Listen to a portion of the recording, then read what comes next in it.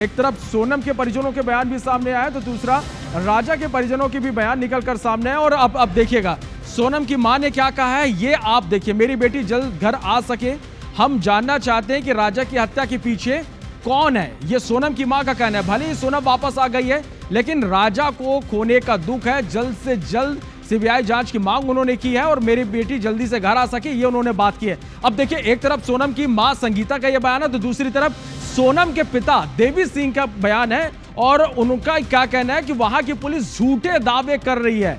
ये उनका कहना है मेरी बेटी बेगुनाह है, क्योंकि पुलिस का कहना है कि सोनम ने ही अपने पति की हत्या की सुपारी दी थी। लेकिन उनके पिता, सोनम के पिता देवी सिंह ये कह रहे हैं कि ऐसी कोई बात नहीं है, मेरी बेटी से कोई बात नहीं हो पा रही है।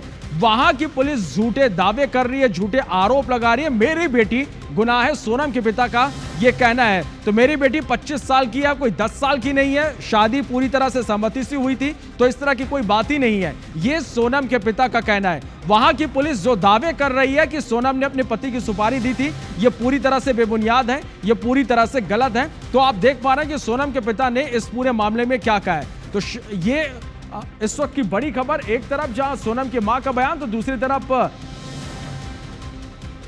सोनम के पिता जो हैं देवी सिंह, उनका भी बयान इस पूरे मामले में सामने आया है।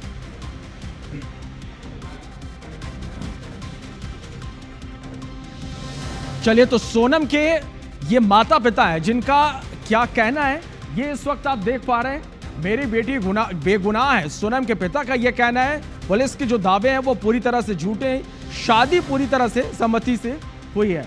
और इसके साथ ही देखिए मेघालय डीजीपी का एक बयान है और ये बयान क्या है वो हम आपको बता रहे हैं। आप ये बयान देखिएगा। सुपारी किलर हायर किया किसने? सोनम ने।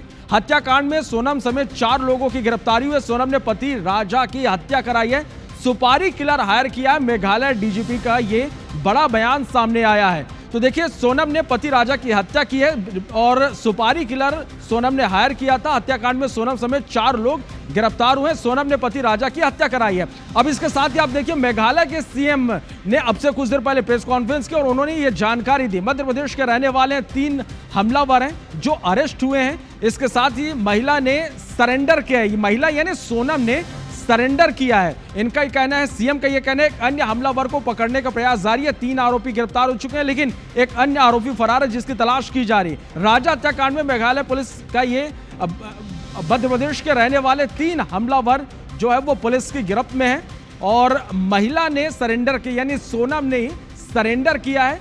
मेघालय के सीएम का यह बयान है। एक अन्य हमलावर को पकड़ने का लगातार प्रयास जारी है।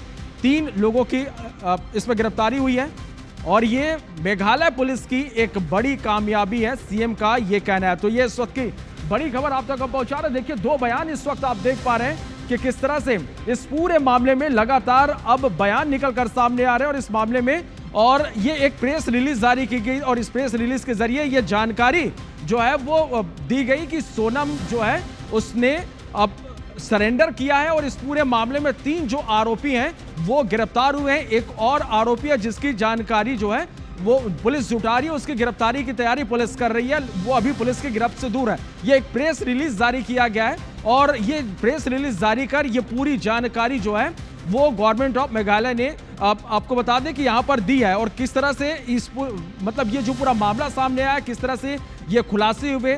सोनम ने अपने भाई से संपर्क आज किया था और उसके बाद सोनम को अब पुलिस की गिरफ्त में है सोनम और लगातार इस मामले में खुलासे देखने को मिल रहे हैं।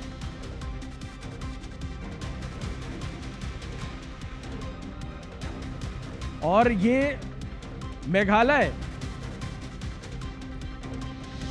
तो देखिए किस तरह से इस पूरे मामले में एक के बाद एक लगातार खुलासे होते चले गए। सोनम रघुवंशी गाजीपुर में मिली और भाई गोविंद से सोनम की बात हुई थी और उसके बाद अब ये बड़ा खुलासा इसमें हुआ है।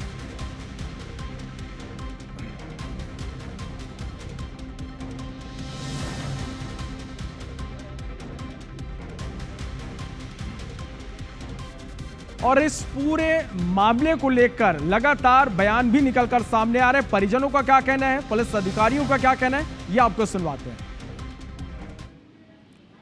इस जानकारी पर गाजीपुर पुलिस ने सोनम रघुवंशी को बरामद किया और उन्हें तत्काल हॉस्पिटल ले गए जहां उनकी मेडिकल जांच की गई। मेघालय पुलिस भी इंदौर में मौजूद थी। इसी केस के इन्वेस्टिगेशन के तहत कानूनी प्रक्रिया पूर्ण कर सोनम रघुवंशी को उन्हें हैंडओवर कर दिया जाएगा। सरकार से मेरी यही एक ही हाथ जोड़े की निवेदन है कि सीबीआई की मेरे को जांच चाहिए, माने चाहिए, वो मैं पीछे नहीं हटूंगा उस चीज से। पुलिस वहाँ की फंस रही है और ये मैं सीबीआई की मांग इसलिए ही कर रहा हूँ ताकि वो पुलिस का भी हाथ है इस केस में।